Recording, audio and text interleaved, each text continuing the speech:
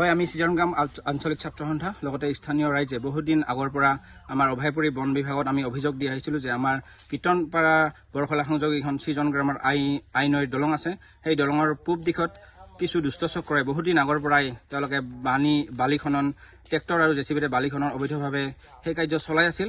আৰু যেতিয়া আমি অভিযোগ দিয়াৰ পিছত বন বিভাগৰ বিষয়াসকল ইয়াতে উপস্থিত হয়, সেই সময়ত ট্ৰেক্টৰ আৰু ট্ৰেক্টৰৰ ড্ৰাইভাৰসমূহ পলাবলৈ সক্ষম হৈছিল। কিন্তু যোৱা নিশা ৰাতি অভয়পুৰ SDPO ছাৰ লগতে বন বিভাগৰ এক যুটীয়া অভিযানত তেওঁলোকক যিসমূহ ট্ৰেক্টৰ লগতে জেচিবি হাতেলতে কৰায়ত্ব কৰিবলৈ সক্ষম হয়।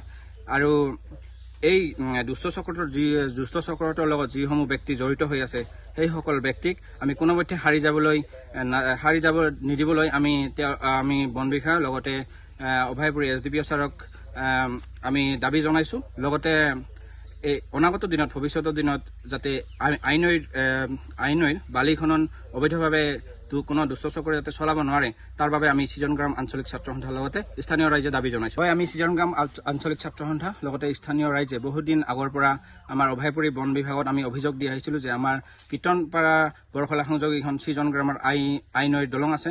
সেই দলঙৰ পূব দিশত কিছু দুষ্ট চক্ৰই বহুদিন আগৰ পৰাই তেওঁলোকে বালি খনন ট্ৰেক্টৰ আৰু জেচিবিৰে বালি খনন অবৈধভাৱে সেই কাৰ্য চলাই আছিল।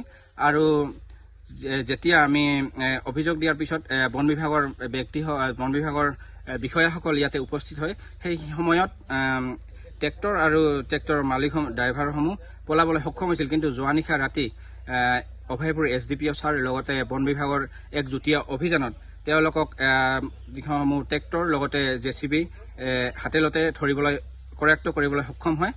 আৰু এই দুষ্ট চক্ৰটোৰ লগত যিসমূহ ব্যক্তি জড়িত হৈ আছে সেইসকল ব্যক্তিক আমি কোনোমতে হাৰি যাব নিদিবলৈ আমি বন বিভাগ লগতে অভয়পুৰী SDPO ছাৰক আমি দাবী জনাইছো। লগতে এই অনাগত দিনত ভৱিষ্যতৰ দিনত যাতে আইনৈৰ বালি খনন অবৈধভাৱে কোনো দুষ্ট চক্ৰে যাতে চলাব নোৱাৰে তাৰ বাবে আমি সিজনগ্ৰাম আঞ্চলিক ছাত্ৰ সন্থাৰ লগতে স্থানীয় ৰাইজে দাবী জনাইছো।